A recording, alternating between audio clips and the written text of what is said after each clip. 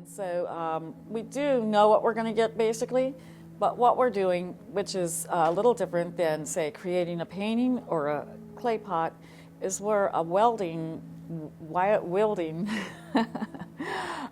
glass that's 2,000 degrees, and it's very heavy on the end of a 5-foot pipe, and we're harnessing that energy and that hot molten media, making it respond to our will with our bare hands on the 2,000 degree surface. So more or less, we have to have our design ready to go. We have to have things planned out. We know seconds make a difference. And we're not only making the piece, we're counting, we're timing, we're listening for the pitch of the glass when we ding it on the metal table that we have our design on. We've just been waiting for that piece in the middle of the process, that design, waiting, because no time to design at that point. It's got to be ready to go. So once we take our last gather of crystal over our bubble, we're going to roll it into that design and let that spontaneity occur within boundaries of our design. So we're making choices at that moment, but we're also planning it out well before we begin.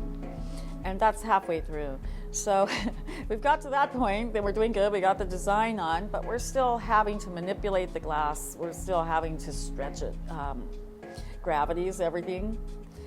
Fine little things that you do to the glass make a huge difference, and if you do make a mistake, then you spend a lot of time correcting, and hopefully the piece will come out.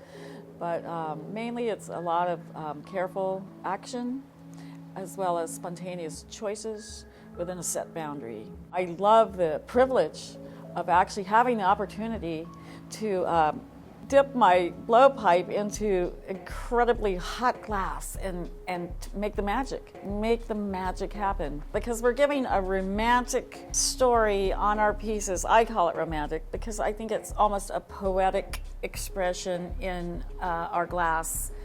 Instead of words, it's a feeling, but we're telling the story around the piece with our design. And a lot of it has the metallics, and the colors tend to line up and have a feeling of Gustav Klimt.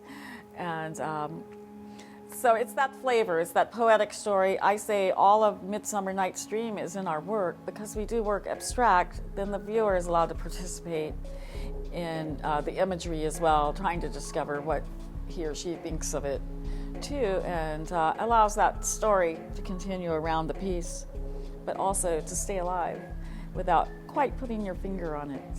So if we do that, then we've done a good job.